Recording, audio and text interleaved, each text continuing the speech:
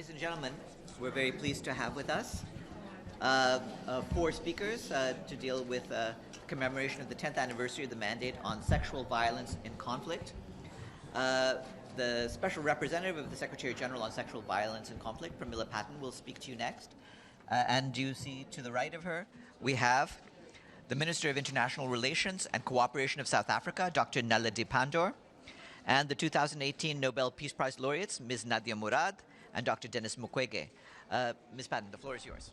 Well, thank you. I would really like to thank all of you for the interest that you have in this mandate. You are our ambassadors in terms of amplifying the voice of my mandate, in terms of airing the challenges that we are facing. I'm extremely happy to be joined by Minister Pandor and the two Nobel Peace laureates, Denis Mukwege and Nadia Murad. When I took office in 2017, I said Resolution 1888, which establishes my mandate and my office, and which we are commemorating today, has the face of a survivor. And today's event is really about survivors.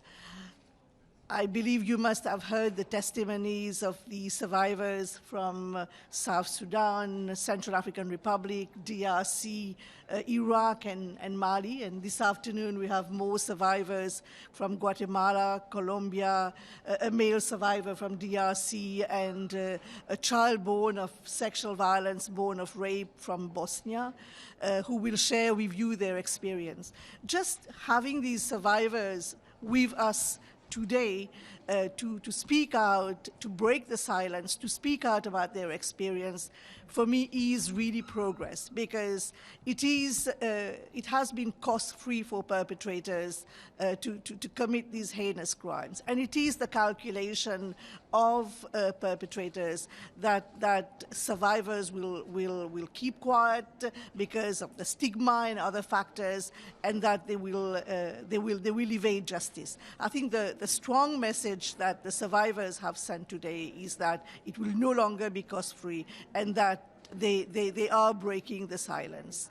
I am extremely pleased that we have launched the Global Fund for Survivors, because I think post-conflict reconstructions there has been a huge oversight. They have failed victims of sexual violence, and reparation is truly what is the most victim survivor-centered approach in terms of giving back their dignity. For me, as I carve the next, the new trajectory for this mandate as we embark on the second decade, my moral compass has always been the survivors, and it will continue to be the survivors. It is these very survivors and others that I have met during my field mission in Nigeria, DRC, South Sudan, Darfur, Somalia, Central African Republic, Mali, Bosnia, and many others that have actually framed my own strategic priorities for the mandate, which is about prevention, because we keep saying, and I'm 200% convinced that this crime is preventable. It is not inevitable. So I will focus all my energy. I will mobilize all resources to work on prevention through justice and accountability. I have heard loud and clear the messages of the survivors, and for me, the importance of a survivor-centered approach is extremely critical, and I'm happy that my own strategic priorities, as I articulated them when I took office, have found their way in Security Council Resolution 2467. And thirdly, last but not the least, is the importance of addressing the root causes of sexual violence. Minister Pandor was asking why. Why is this happening? And so do the survivors, as we heard them this morning. It's critical that we address the root causes, gender inequality and discrimination, but also marginalization, poverty, proliferation of small arms and light weapons, militarization, but also illegal exploitation of natural resources, all these being root causes. Thank you so much, and I will be happy to respond to any question after Minister Pandor and the two Nobel Peace Laureates. Thank you. Thank you. We'll take question now, or Should we open up the floor for questions, or do you have any? maybe they make the statements. I don't know how you want to proceed. I think let's open up Let's open for up for questions. questions. Please identify yourselves to our speaker. Yes, Betul. Thank you, Farhan. Betul Yürük, Turkish News Agency, Anadolu. If I may, I'd like to ask a question to Nadia. Nadia, it's been a while since you came here and spoke at the Security Council about the atrocities committed by ISIS and called for justice. And it's been more than 1 year since the ISIS fighters captured and are being held in a camp in Syria, and we haven't seen any action taken by the international community. Are you disappointed that you haven't seen any action and nothing has been done to serve justice? Thank you. Sorry, my English it's not that good, but I will answer. Can you speak in the mic? Yeah, I'm not disappointed. I know it takes time. In the beginning, when we ask as survivors, we ask for justice.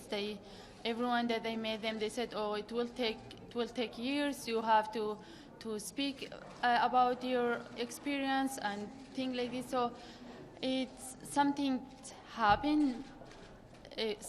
Something good, but not what we want. But we didn't give up. We will continue to see justice.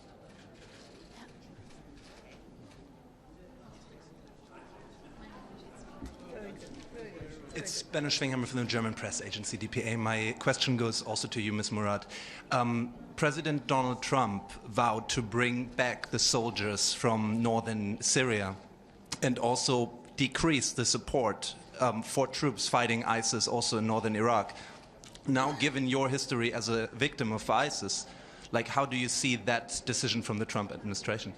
I'm sorry, I don't know. Yeah. I mean, I don't think you can ask her. She's here in a particular capacity, really seeking aid for those who are victims of ISIS and other groups. And I think we should support that endeavor to give greater support to victims of violence, particularly in conflict countries, but also in countries that have peace. So what we would ask would be from all governments that we should support the global fund that has been announced today, which will be directed toward providing support for victims. Both Nadia and Dr. Mukwege are the initiators of that global fund, and what we would like to see profiled is increased articulation of its creation and a call for all governments, including the government of the United States, to provide support to the fund. What has specifically been done for prosecuting the perpetrators of sexual violence, specifically the Yazidi? Because last April, I believe, Amal Clooney said there needs to be a Nuremberg. So are we seeing any movement at all on prosecution? Well, I was in Iraq and I met with different government interlocutors, including the High Judicial Council, and expressed my concern that ongoing prosecutions of members of Daesh have only so far been under the anti-terrorism law, and that there has been not a single prosecution for the sexual violence crimes. And I reminded the Minister of Justice as to how when the government of Iraq wanted resolutions, whether it's GA resolution or Human Rights Council resolution, they were referring to Daesh as being terrorist monsters and were solely talking about the sexual violence crimes against the Yazidi community. But once Daesh has been defeated, the Yazidi women and girls victims of sexual violence have been forgotten. And the government of Iraq has expressed an interest to express the wish to work closely with my team of experts on rule of law, and this is ongoing work. And currently we have some 26 files of sexual violence on which the team of experts is working, and hopefully will see the light of the day and will be prosecuted. Thank you. Thank you very much. Edith Lederer from the Associated Press. I'd like to ask Nadia whether you've actually spoken to some Yazidi women since the death of al-Baghdadi, and how they feel now, and are you concerned, and are they concerned that because of all the latest actions in northeast Syria, that there could be a new revival of the Islamic State under somebody else?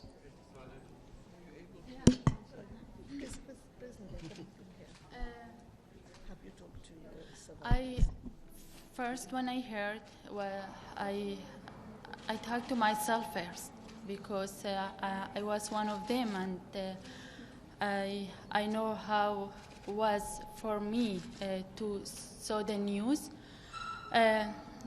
because we don't want to just see the ISIS like Baghdadi just get killed. We want to see justice. There is thousands of ISIS. They join al-Baghdadi, and they are continue to do what he did. And at first, I talked to my sisters-in-law, 6 of them, when they were in captivity, and they have been in very bad situation at that time, and they lost their husband. And I asked my family first, because all of them were survivors, and everyone was saying, okay, but this is just Baghdadi, and how about all these ISIS? How about those they rape us, they stole us, they still have our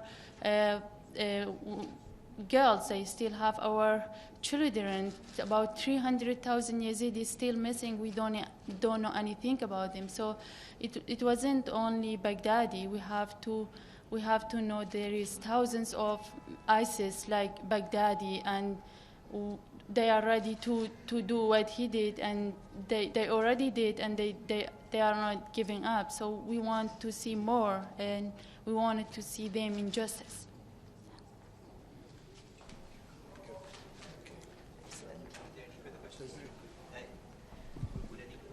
Maybe Denis will make the closing on the Global Fund. Question. Dr. Mukwege, certainly as a Nobel laureate now, and someone who has been a great campaigner against sexual violence, particularly against women. There's been a lot of research showing that this violence is continuing, and in some cases, in many cases, getting worse. And I wonder if you and Madam South African Foreign Minister have some ideas of what actually should be done globally to try and combat this scourge. Thank you. I think when we are talking about sexual violence in conflict, we need really to realize that the big problem is impunity. And we need really to improve the way that justice is delivered for victims of sexual violence in conflict. I can take the example of Congo. You know, a report was released in 2010. Next year, it will be 10 years. This report was done by the expert of the UN about crime happening in the Democratic Republic of Congo. And 10 years after, no one single recommendation of this report was implemented. So if there is no justice, it's a message to criminals that they can go on doing crimes without any consequence on them. So I think that as we are saying about Yazidi women, I think we need really to fight against impunity, because impunity is a message to perpetrators that they can go on killing, destroying, raping without any consequences. Thank you. Thanks. We'll have to end this now because of the podcast. It's 1:15, but I'd like to thank all the speakers. Thank you so much for your questions.